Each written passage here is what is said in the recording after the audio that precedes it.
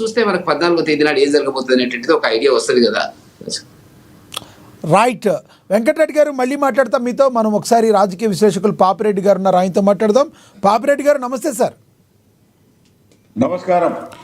పాపిరెడ్డి గారు, జూబ్లీహిల్స్ ఎన్నికలు కూడా అయిపోయినాయి. మరో 3 రోజుల్లో మరి భవితవ్యం అయితే తేలనుంది. కాకపోతే ఎగ్జిట్ పోల్స్ అయితే ఇప్పుడు ప్రజెంట్ ప్రధానంగా బీఆర్ఎస్ అండ్ కాంగ్రెస్ మధ్య కనబడుతుంది. ఇక ప్రతి సర్వే కూడా మ్యాక్సిమం కాంగ్రెస్కి కొంచెం ఎడ్జ్ చూపిస్తుంది. ఒక కేకే సర్వే ఒకటి మాత్రం బీఆర్ఎస్కి చూపిస్తున్నట్టుగా ఉంది. అసలు ఏం జరిగే అవకాశం ఉందంటారు? ఈ కాన్స్టిట్యున్సీలో పోటాపోటీగా ఉండే అవకాశం ఉందంటారా? కాంగ్రెస్కు సులువుగా ఒకవేళ కాకపోయినా తక్కువ మార్జిన్ అయినా గెలిచే అవకాశం ఉందంటారా? మీ యొక్క అభిప్రాయం ఏంటి? ఇప్పుడు ఒక్కటి లక్ష్మీనాథ్ గారు, వెంకటరెడ్డి గారికి, శివరాజ్ యాదవ్ గారికి, రామ్మోహన్ సింధూరాలు గారు అయితే ఒక విషయం ఏంటి, ఈ బై ఎలక్షన్ అనేది 3 పార్టీలు కూడా చాలా ప్రతిష్టాత్మకంగా తీసుకొని పోరాటం చేయడం జరిగింది. ఎందుకంటే ఈ ముఖ్యంగా కాంగ్రెస్కు బీఆర్ఎస్కు స్టేక్స్ ఎక్కువ. 2 పార్టీలకు కూడా గెలవడం అన్నది వాళ్ళకు ఈ పొలిటికల్ ఇంట్రెస్ట్లలో కానీ, పొలిటికల్గా రాజకీయంగా మిగతా అంశాలలో కానీ చాలా కీలకంగా పరిగణించింది. కాబట్టి 2 పార్టీలు కూడా పెద్ద ఎత్తున ప్రయత్నం చేసినాయి. బీజేపీ కూడా తన సత్తాను చాటడానికి ప్రయత్నం చేసింది. అయితే ఇక్కడ ఒక టాక్, నేను నిన్న చాలా మంది, అంటే ఇవాళ మాట్లాడలేదు ఎలక్షన్స్ అయిపోయిన తర్వాత, కానీ నిన్న నేను సాయంత్రం వరకు కూడా చాలా ప్రెస్ మిత్రులు నాకు చాలా మంది తెలుసు, అన్ని పేపర్, ఎలక్ట్రానిక్ మీడియా, తర్వాత ప్రింట్ మీడియా వాళ్ళతో చాలా మందితో మాట్లాడితే వాళ్ళు అన్నది ఏంటంటే, కాంగ్రెస్ వాళ్ళు డబ్బులు బాగా ఎక్కువగా పంచారు, 2500 ఇచ్చారు, కొన్ని ప్రాంతాలలో సీరియల్ కూడా పెట్టారు. దాని ఇంపాక్ట్ కొద్దిగా కనబడ్డట్టు అనిపించింది సార్. లేకపోతే అంతవరకు కూడా బీఆర్ఎస్కే కొద్దిగా ముగ్గున్నట్టు అనిపించింది. కానీ బీఆర్ఎస్ 1000 రూపాయలు ఇచ్చింది, వాళ్ళు ఎక్కువ ఇచ్చారు. ఒకవేళ మనీ ప్రభావం బాగా ఎక్కువగా ఉండే జనాలలో అది ప్రభావితం చేస్తే మాత్రం కాంగ్రెస్ ఖచ్చితంగా గెలుస్తుంది. నేను చాలామంది, అంటే మనం చాలా సీనియర్ ప్రెస్ మిత్రులు అందరూ కూడా, అంటే ఏ పార్టీకి సంబంధం లేదు కానీ వాళ్ళకున్న రిపోర్ట్స్, అబ్జర్వేషన్స్లో చాలామంది చెప్పింది ఏంటంటే కాంగ్రెస్ కొంత అనుకూలంగా ఉండే అవకాశం ఉండొచ్చు అన్నారు. అంటే అది కూడా 100% ఏం చెప్పలే వాళ్ళు. అయితే ఒకటేంటంటే పైసలు ఎక్కువ ఇచ్చేంత మాత్రాన జనాలు ఓట్లేస్తారన్న గ్యారంటీ కూడా ఉండదు. ఎందుకంటే 2020లో కూడా బీఆర్ఎస్ కాంగ్రెస్ కన్నా కూడా ఎక్కువగా పైసలు ఇచ్చినప్పుడు కూడా కాంగ్రెస్కే ఓట్లేయడం జరిగింది. కాబట్టి కేవలం పైసలతోనే మొత్తం మారుతుంది అనేది ఒకటి సాధ్యం కాదు. రెండవది ఏంటంటే, ఇంత ప్రతిష్టాత్మకంగా తీసుకొని ఇంత బై ఎలక్షన్లో ఓరి పోరాటం చేసినప్పటికీ కూడా ఈ పర్సెంటేజ్ ఆఫ్ పూలింగ్ 50% లోపట్నే ఉన్నది. అంటే దీన్ని బట్టి అర్థం మనకి ఏం అర్థం చేసుకోవాలి? ఇప్పుడు ఈ 2 పార్టీలకు అడ్వాంటేజ్ క్వశ్చన్ కొట్లాడినాయి. 3వ దిక్కు బీజేపీ కూడా తన శక్తియుక్తులు మోహరించి అయినప్పటికీ కూడా 50% బిలోగే ఇది ఓటింగ్ అయిందంటే, ఎలక్షన్స్లో ఈ ఓటర్ యొక్క అనాసక్తత ఎంతగా ఉన్నది అన్నది కూడా ఒక సీరియస్. ఎందుకంటే పార్టీ, ఇప్పుడు కాంగ్రెస్ పార్టీ గొప్పగా చెప్పుకున్న మా అభివృద్ధితోనే బ్రహ్మాండంగా వెళ్ళిపోతున్నది, మాకు ఓట్లు ఎత్తారని వాళ్ళు చెప్తారు. అట్లాంటప్పుడు ఓటింగ్ పర్సెంటేజ్ పెరగాలి కదా. ఒకవేళ జూబ్లీహిల్స్ నియోజకవర్గంలో బ్రహ్మాండంగా అభివృద్ధి చేసినాం, ప్రజలందరూ కూడా బాగుపడ్డారు అనుకుంటే వాళ్ళు పెద్ద ఎత్తున చోట్లు వేయాలి. లేవు, 50% లోపట్నే ఉన్నది.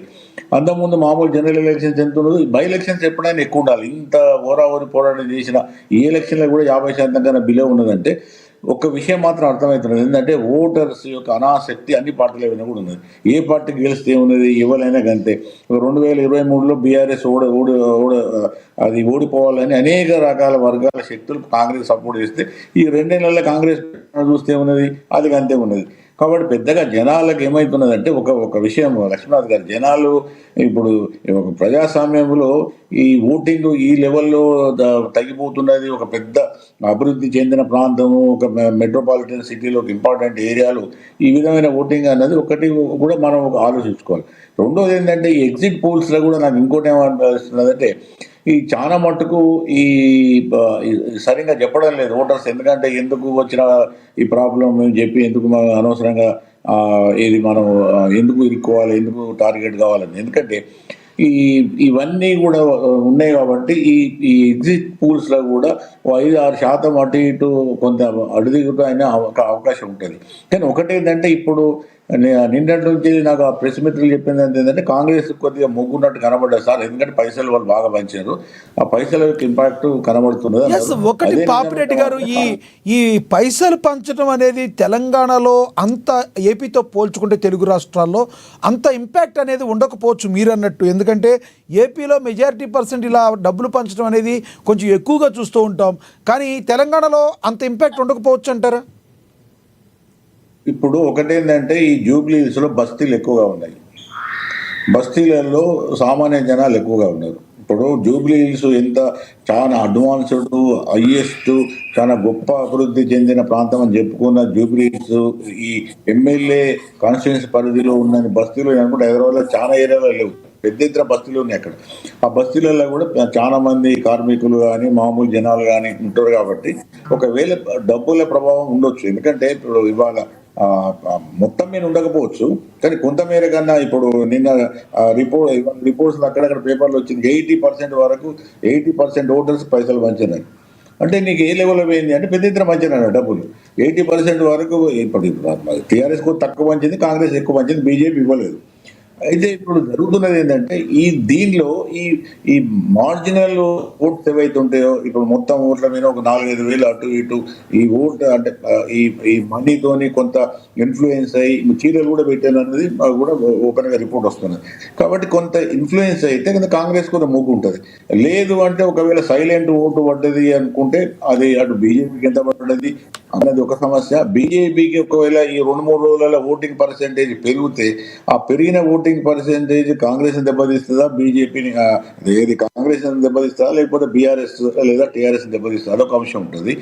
మూడో అంశం ఏంటంటే ఈ ఒకవేళ సైలెంట్ ఓటు బీఆర్ఎస్ కూడా పడి అంటే గవర్నమెంట్ వాళ్ళకి ఇంకా 3 ఏళ్ళు ఉన్నది కాబట్టి వేసిన వాళ్ళు సరిగ్గా చెప్పకుండా ఈవెన్ ఎగ్జిట్ పూల్లో కూడా, ఎందుకంటే 2023లో కూడా ఇదే జరిగింది. 2023లో కూడా ఎగ్జిట్ పూర్లలో కూడా చాలా వాటిల్లో బీఆర్ఎస్ గెలుస్తుంది వచ్చింది, కానీ తీరా ఓట్లు ఎక్కించిన తర్వాత కాంగ్రెస్ గెలిచింది. ఆ తర్వాత పోయి వీళ్ళు ఎవరైతే ఎగ్జిట్ పూల్స్ చేసినారో వాళ్ళు పోయి మళ్ళీ అడిగారు, అదే ఓటర్స్ అడిగితే వాళ్ళు చెప్పింది ఏంటంటే టీఆర్ఎస్ గవర్నమెంట్ గెలిస్తే ఈ మళ్ళీ టార్గెట్ అవుతాం, ఎందుకు చెప్పాలి, మేము వేసిందేదో వేసేసినాం, కాంగ్రెస్ చేసిన మేము ఓపెన్గా చెప్తాం, మాకు వచ్చే దాని ప్రయోజనం ఏమీ లేదని వాళ్ళు కూడా ఉన్నారు. కాబట్టి ఎగ్జిట్ పూల్స్ లో కూడా ఏమైతుందంటే ఈ మధ్యన ఉన్న గవర్నమెంట్స్ ఏదో విధంగా ఇది రకరకాలుగా ప్రలోభాలు పెట్టేయడము లేకపోతే అదిరించడం బెదిరించడం జరుగుతున్నది. కాబట్టి అదొకటి. రెండవది ఏంటంటే ఈ కింది నాయకత్వం అంటే ఈ లోకల్ నాయకత్వాన్ని కాంగ్రెస్ బాగా పట్టుకున్నది అనేది కూడా నేను ప్రెస్ వాళ్ళందరూ చెప్పారు. చిన్న చిన్న ఈ ఎవరైతే బస్తీల అందరూ ఈ రూలింగ్ పార్టీ ఉన్నది కాబట్టి అధికారం వాళ్ళ చేతిలో ఉంది కాబట్టి పనులు అయితే అవన్నీ చాలా మటుకు పెద్ద ఎత్తున ఈ స్థానిక నాయకులు ఎవరైతే ఉన్నారో చోట మోట నాయకులు అందరూ కూడా పెద్ద ఎత్తున కాంగ్రెస్ గా సపోర్ట్ చేసేదని వచ్చింది. కాబట్టి ఇవన్నీ రకాలుగా చూస్తే ఒకటేంటంటే బీజేపీ కేవలం దెబ్బ కొడుతుంది ఒకటి, రెండవది ఓట్ పర్సెంటేజ్ తక్కువ జరిగింది కాబట్టి మరి ఎవరికి లాభం అవుతుంది, అది రూలింగ్ పార్టీకి లాభం అవుతుందా లేకపోతే అపోజిషన్ పార్టీకి లాభం అవుతుందా? అయితే ఒకటి చెదురుమదురు సంఘటనలు అయితే కొన్ని జరిగినాయి పాపిరెడ్డి గారు, చెదురుమదురు సంఘటనలు జరిగినాయి. ఈరోజు మాగంటి సునీత ఎవరైతే ఉన్నారో ఒక రకంగా బోరబండలో ఆవిడ చాలా అభియోగాలు ఆరోపణలు అయితే చేశారు. ఎవరైతే అక్కడ ఉన్నారో లోకల్గా ఉన్న రౌడీకి మీరు బయటికి పంపిస్తారా, పోలీసులు మీరు ఇది చేయడం కరెక్ట్ కాదు కదా అని రకరకాలుగా ఆవిడ ఆరోపణలు అయితే చేశారు. అసలు ఈ రకంగా చూసుకుంటే పోలింగ్ ఏ రకంగా జరిగిందని మనం అనుకోవచ్చు, శాంతి భద్రతల మధ్యన జరిగిందనే అందరూ అంటున్నారు. ఎలా చూడాలి గారు? సహజంగా ఎప్పుడు కూడా అధికార యంత్రాంగం ముఖ్యంగా పోలీసు వర్గాలు ఏదైతే అధికార పార్టీ ఉంటుందో దానికి అనుకూలంగా ఉంటాయి. అది జగమైన సత్యం. 23 వరకు టీఆర్ఎస్కి అనుకూలంగా ఉంటే ఇప్పుడు ఇదే పోలీసు యంత్రాంగం ఇప్పుడు కాంగ్రెస్కి అనుకూలంగా ఉంటుంది. ఎప్పుడు కూడా పోలీసు యంత్రాంగం ఆ పార్టీకి అనుకూలంగా పనిచేస్తుంది. కాబట్టి ఇవాళ ఎందుకంటే ముఖ్యమంత్రి గారి నుంచి మొదలు పెడితే ఆ కేంద్ర కాంగ్రెస్ నాయకత్వం కూడా ఈ ఏదైతే ఈ ఉప ఎన్నికమైన కొంత ఫోకస్ పెట్టింది. కాబట్టి తప్పకుండా ప్రభుత్వం ఈ పోలీసు యంత్రాంగాన్ని ఇన్ఫ్లుయెన్స్ చేస్తుంది, పోలీసు అనుకూలంగా ఉండేటట్టు చేస్తారు. పరిస్థితి అట్లుంటది కాబట్టి పెద్దగా అందుకోసమే వీళ్ళు గొడవ చేస్తున్నారు. బీఆర్ఎస్ వాళ్ళకు అన్యాయం జరుగుతున్నది పట్టించుకుంటున్నారు. అయితే అది పెద్దగా అంత పెద్ద ఎత్తున ఏదో రిగ్గింగ్ జరిగి ఓడిపోయేంత వ్యవస్థ లేదు. కానీ ఒకటేంటంటే ఒకవేళ ఇప్పుడు ఎందుకంటే కాంగ్రెస్ ప్రభుత్వం కూడా ముఖ్యమంత్రి గారు కూడా ఇంత ప్రతిష్టాత్మకంగా ఎందుకు తీసుకున్నారంటే ఆయనకు రాజకీయంగా చాలా స్టేక్స్ ఉన్నాయి. ఒకవేళ ఈ బై ఎలక్షన్ లో ప్రతికూల ఫలితం వచ్చి కాంగ్రెస్ ఓడిపోయి బీఆర్ఎస్ లేదా బీజేపీ గెలిస్తే ఆయనకు ముఖ్యమంత్రి సీటుతో మొదలు పెడితే కాంగ్రెస్ ప్రభుత్వం మీద కూడా సంబంధం కాబట్టి ఈసారి ఆయన నో స్టోన్ అంటానంటే ఏ చిన్న అవకాశం కూడా కాంగ్రెస్ వదులుకోకుండా అన్ని విధాలుగా కూడా వాళ్ళు ప్రయత్న లోపం లేకుండా చేశారు. ఫస్ట్ టైం కాంగ్రెస్ వాళ్ళు చాలా సీరియస్ గా చేశారు కాబట్టి వాళ్ళు ఇప్పటికి కూడా నా డౌట్ ఏంటంటే ఫలితాలు లెక్క పెట్టిన తర్వాత నేను రిజల్ట్ అంటే ఇప్పుడు కాంగ్రెస్ నేను ఇంత మాట్లాడినప్పటికీ కూడా ఒకవేళ సైలెంట్ ఓటు